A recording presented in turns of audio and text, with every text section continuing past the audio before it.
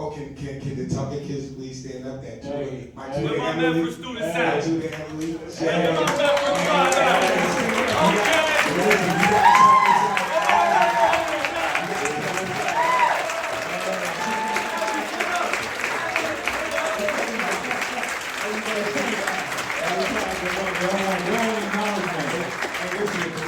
You guys, we'll probably be shit out of luck, excuse my language. But you guys help a lot. Really help us because we don't know nothing coming out. Computers, I can't even work with them yet, but I'm trying. Mom, what was it like? What was it like, your story of justice? And we know it's hard being vulnerable in them circles. Like, that's a big part of it, is you have to be vulnerable in order to completely experience the process. So what was it like, that whole story of justice experience? The story of justice experience, man, it was huge. To be honest, it's like one of the things that we hear, it's, how you say, Nate, putting a Band-Aid on a wound that needs stitches. You know what I mean? So going to restorative justice, we're looking at the things that we went through in childhood, right? Through reading other stories, other people's stories, and realizing we're labeling, devaluation, the traumas, and things like that. And by looking at these stories, it helps us better understand our own stories, right? And that process comes into realization every time I go through one of the story of justice classes, right? We all know our own life stories, but reading things from a different perspective in a community, I feel like that is the key to healing. And that's what it does for me. It helps me feel comfortable and lean on other people dealing with their traumas, other dealing with my trauma. And yeah, it's a lot, but it's heavy, but you need a trusting community. And shout out to the MyTern and the TUPIT community for creating that. And Wally.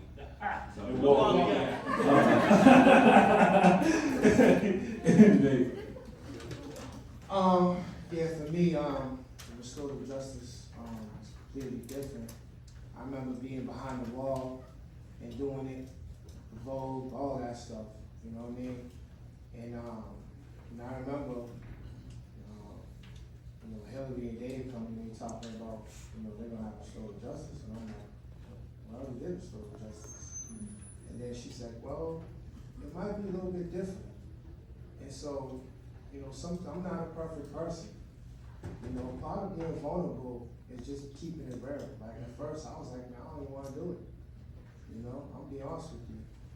But Hillary was like, no, it's gonna be different. Dave was like, it's gonna be different. And to be quite frankly honest with you, I'm gonna keep it 100 with you. It was dope. The reason why it was dope, right? And shout out to D-Nut, man. He's a good brother, he's a good man. He's a good man. I'm proud of spent time with behind the wall. And it doesn't matter, a lot of times people think because you're older, you may have one up on the younger man. But Kentel is a beautiful human being, man. Beautiful human being, beautiful story. And I think this restorative justice cycle in Tuppet was authentic, man. It was authentic, real, and raw. Because now, and I don't care if they find out I said it, I don't care, because I speak the truth. That's a part of our form. I believe that the DOC hijacked it, ransacked it, and remixed it, and they just trying to profit and get a buck off of it. You know what I'm saying? But when we up in that room, you know what I mean, in the classroom, and we in that square circle type thing, we taking that Band-Aid off, and we treating those wounds. And we had some serious conversations. We shed some tears. Some of us got upset at times. Sometimes I need to be checked. Sometimes we had to check me one time. One time Shatera had to check me, and that's real. But I said this when the first time I was in there. I said restorative justice starts when one starts restoring justice within himself. You know what I'm saying? So I'm at a point in my life right now where I'm really truly restoring that justice within myself. Like there's a lot of things I still don't know out here, man. There's a lot of things that I'm dealing with, man. And so if I can't restore that justice and all those emotions and feelings within myself, I'm not gonna be good for nobody.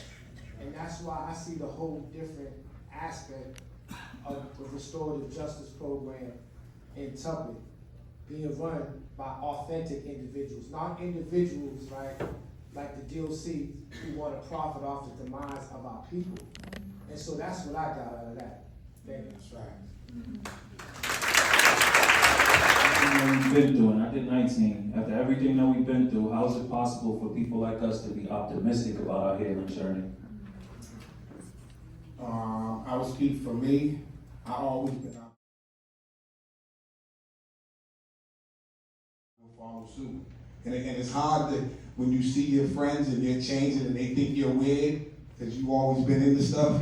So now you're like, nah, you start to think, nah, we ain't gonna move on and let's talk about what happened. So now you're a weirdo. But then when they see you're helping them too, and they're seeing the transformation of what you've been through to get to where you're at, then they're like, damn. You know what I'm saying? And I'm doing it for them out of love, because those are my brothers, those are my families, and nobody understood where we came from and our conditions besides us.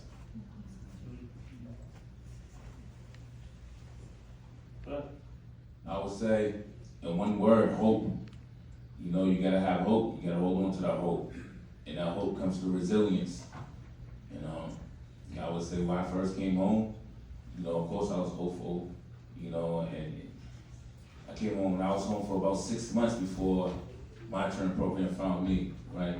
The tell told me to come down here, but within that 6 months, I'm not gonna lie, the world was beating me up, man. I came home, I couldn't get a job.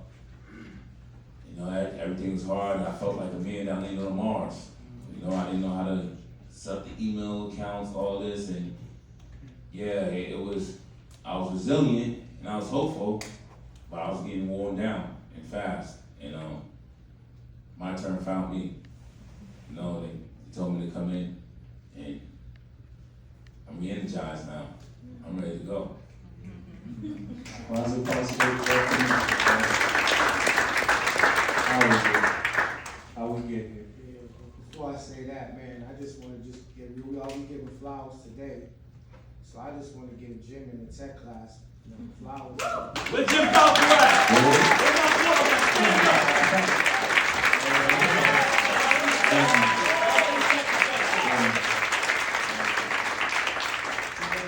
It wasn't for Jim, Nicole, Massad, Isabella, Elijah, my man Jamal, Shatera, even Dave, even though he get on my nerves. I don't know what I would do, or where I would go, where I would be,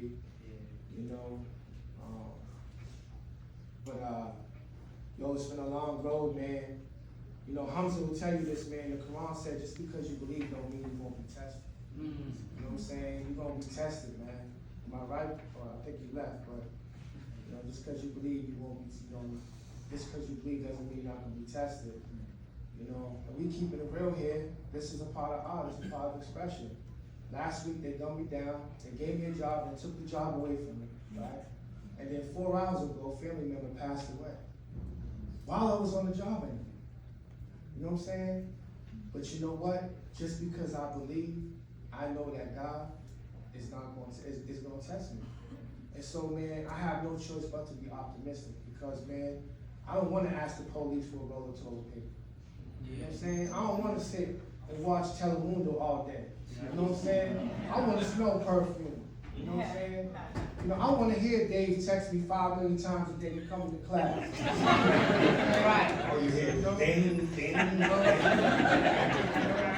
And be honest with you, I'm okay right now if I got $25 in my pocket, man. Yeah. I'm free, bro. Exactly. I'm free, man.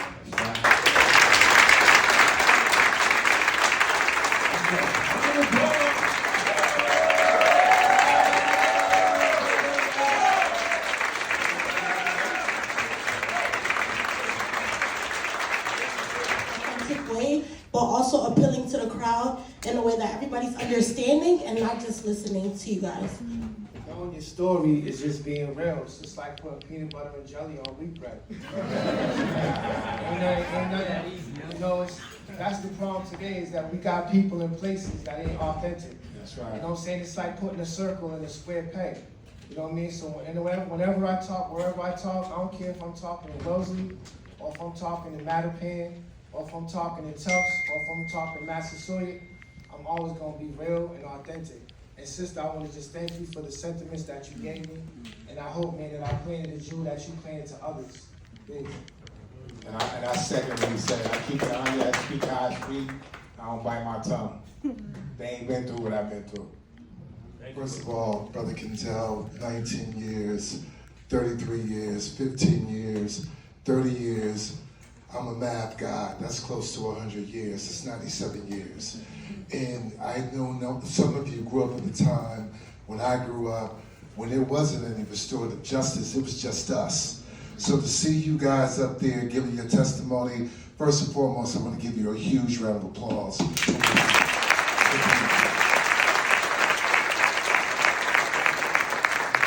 My question for you is, through the art of telling your story, can you talk to us about the process of recreation?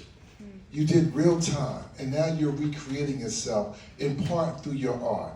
Talk to us about that process, and if you could give your younger self advice today, based on what you know, what would you tell your younger self? Well, I'm glad you said that, because for parole, I wrote a letter to my younger self. And I started out with telling my 18-year-old self that you don't know nothing, you're a coward, you were scared, and you thought you knew it all. That's how I started it out, because that's what I thought when I was young. I wore a mask, so I grew up in the crack era, so I don't know, the young people crack era, you had to hold the block by any means necessary. And in saying that real quick, I just want to say I never had a chance. I just want to apologize to my brother Nate. I known him since he was 5 years old. He used to live in the house with me. And this kid, I taught him everything bad that was taught to a kid when we was young. I took him everywhere, beating up kids, pulling out knives, breaking into the gun store, shot myself when I was 14, all that stuff. Just show. And I came to jail, and 3 years later, he came to jail for murder, and it crushed me. And then we was at jails together for years, but I never had a chance to apologize to you for failing you for something I didn't know. Because we both was failed how we grew up. But at the end of the day, we made it, we right here, and we giving the world pain in a good way. Because they got the whole system messed up. And these babies is out here dying and lashing out, and we were those babies. So they can relate to us. They can't relate to that textbook spectrum program they got, because that's just funneling them back into prison for that money. I'm for funneling them back out. And I want to thank Hillary for the education, because when I was young, education wasn't culturally sound for me. They didn't relate to me, even though I should have related to them. But I was smart. I knew everything. I was good in school. My grade point average was 80 point something. But I didn't really care because it wasn't relatable. But when you come to MyTern, you're learning, but it's relatable because you're sharing experiences. If school systems started out with these young kids and sharing experiences, it might down some of the disconnect that people have amongst each other. And not liking each other and not knowing where somebody comes from. You know what I'm saying? Even though we come from different walks of life, we're still human beings. You know, I grew up being treated like I wasn't a human being. That's why I was mad. But I know my value. You know, so that's all I want to say. And that's a wrap, y'all. Round of applause for our panelists. Haters dab me up. I play it cool cause I know the vibes. The truth is I'm really cold inside. Frio, all the people that know me best will never see the light of day again. That's why I feel alone. It's different when you so vain, no running from your issues. I just put it in my verses, so that's why I'm in the zone. Contemplating, I'm a known thinker. And you ain't even in the game, dog. You on the bleachers waving